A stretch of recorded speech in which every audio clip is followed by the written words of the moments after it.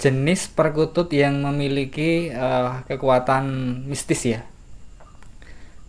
Yang jelas perkutut lokal, Mas.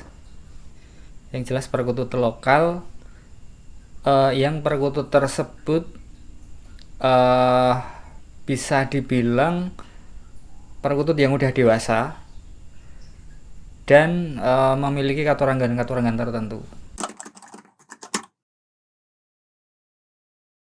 Karena burung perkutut itu kalau menurut saya ya Mas, menurut buku buku Betal Jemur dan lain-lain yang membahas tentang burung perkutut itu kan memang salah satu burung yang disakralkan, yang di istilahnya yang termasuk yang paling dihormati kalau bagi orang Jawa dan beberapa daerah yang lain. Makanya kalau di Lima Wasto itu kan simbol kukilo itu kan burung perkutut.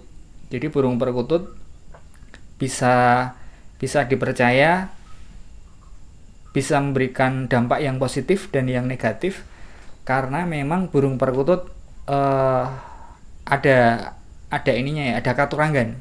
Jadi ciri-ciri tertentu yang burung perkutut itu bisa memberikan berkah atau malah bisa sebaliknya. Kalau kita membahas tentang burung perkutut yang berhubungan dengan gaib ya, itu nggak semua orang bisa menjelaskan dengan apa yang dilihat ya. Karena yang bisa menjelaskan secara gaib itu hanya orang-orang tertentu saja. Karena tingkat kepekaan setiap orang terhadap gaib itu kan berbeda-beda. Jadi kalau saya menjelaskan burung perkutut yang seperti ini identik dengan burung perkutut yang ada gaibnya ya belum tentu bisa bisa tepat 100% ya Mas. Bisa tepat, cuman nggak bisa 100%. Jadi kalau burung perkutut yang memiliki kekuatan gaib ya burung perkutut yang dijelaskan di buku-buku Betal Jemur ya, buku-buku kitab-kitab Jawa kuno yang bahas tentang burung perkutut katurangan, nah itu bisa ada gaibnya, bisa ada kodamnya kayak gitu. Ada, ada, tapi hanya segelintir Mas. Kalau yang ada jadi gini, ada beberapa perkutut itu yang tuahnya besar, itu kadang mintanya yang aneh-aneh Mas. Ini ya saya cerita yang tentang positif ya. Itu saya pernah punya burung perkutut ya. Sampai sekarang itu saya punya burungnya sampai sampai sekarang tak rawat, aku rawat ya. Saya rawat itu memang burung perkutut itu ketika bersedia dirawat ikut saya ya Mas. Itu saya harus menyediakan daun sirih di sangkar. Nah kebetulan punya saya seperti itu Mas, punya aku seperti itu. Tapi di tempat orang lain yang lain dengan perkutut-perkutut yang tuahnya besar mungkin ada cerita yang lain-lain Mas. Kayak gitu. Kebetulan aja inginnya seperti itu Mas. Perkutut yang bisa memberikan rezeki ya, yang positif contohnya perkutut dengan katurangan pedaringan kebak. Sekarang pertanyaannya perkutut pedaringan kebak itu bisa memberikan berkah dan manfaat untuk si pemilik atau enggak? Bisa. Tapi ada juga perkutut pedaringan kebak yang bisa memberikan efek yang negatif. Kenapa kok beda ya?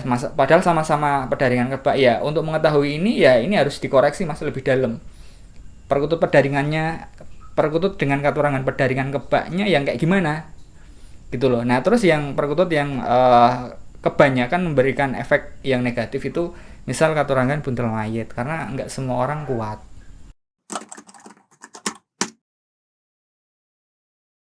Katurangan perkutut lokal kita bisa mengetahui dampak positif dan negatif itu bisa dirasakan ketika kita merawat burung tersebut Mas.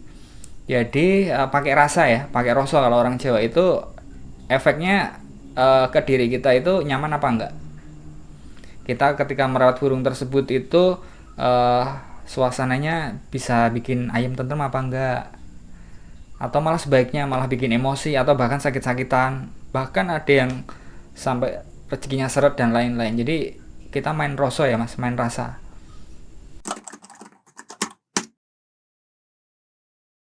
Ya sebenarnya larangan secara umum nggak ada sih Mas, cuman kan yang dilarang itu adalah ketika kita merawat burung perkutut, eh, burungnya katurangannya kita otak-atik Mas, dalam artian direkayasa. Nah itu nggak jelas nggak diperbolehkan.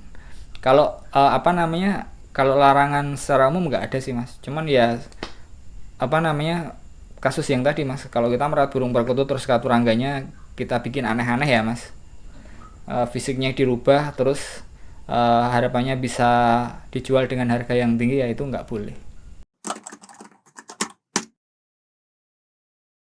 Sumpitnya itu keras atau lunak? Kalau saya masih pakai itu ya, keras dan rapat itu mesti jantan. Tapi kalau lunak ya mas, lunak itu jelas betina. Meskipun rapat ya, tapi kalau lunak empuk gitu betina. Ini yang saya jelaskan khusus untuk perkutut remaja dan dewasa ya. Karena kalau masih anak-anak, maksudnya masih piye itu sulit mas. Harus lebih jeli. Cuman kalau udah remaja apa dewasa itu fix pakai yang itu tadi bisa.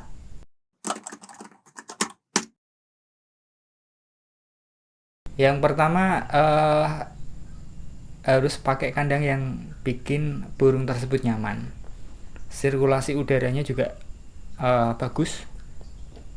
Terus yang jelas pakan dan minum tercukupi. Perkutut yang terlihat sehat itu adalah burung perkutut yang banyak gerak. Banyak gerak dalam artian banyak gerak bukan karena gerabakan ya. Kita bisa ngelihat burung itu sehat apa enggak kan bisa kelihatan dari apa, dari bahasa tubuh burung tersebut. Kalau bulunya ngembang ngembung itu ya kebanyakan kurang sehat. Cuman kalau kita bisa ngelihat burungnya kok dari perilakunya kan kita bisa ngelihat oh ini burung sehat, ini burung yang kurang sehat kayak gitu. Pakan dan minum burung itu burung kalau di alam ya mas itu kan nggak membeda-bedakan ya. Bahkan kadang serangga pun bisa dimakan mas sama burung, serangga-serangga yang kecil ya, atau bahkan kerikil-kerikil kecil juga dimakan. Jadi sebenarnya kalau pakan millet aja cukup sih mas. Cuman kalau pengen gizinya tercukupi ya beli pakan yang memang yang sudah bermerek, yang istilahnya punya nama lah, karena di situ sudah dikemas dengan berbagai macam vitamin ya, tambahan vitamin yang itu tentunya teman-teman kalau mau ngasih burung perkutut itu pakannya di situ udah tercukupin.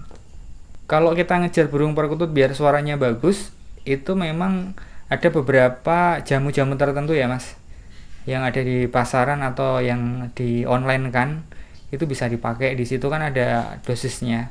Mungkin teman-teman bisa nyobain ya. Cuman kalau saya lebih menyarankan pakai pakan aja yang sudah punya nama, dan di situ kan juga kalau pakannya tercukupi dengan gizi-gizi yang sudah ada di pakan, insya Allah burungnya juga bisa rajin bunyi mas, bisa sehat, dan tentunya mudah gacor.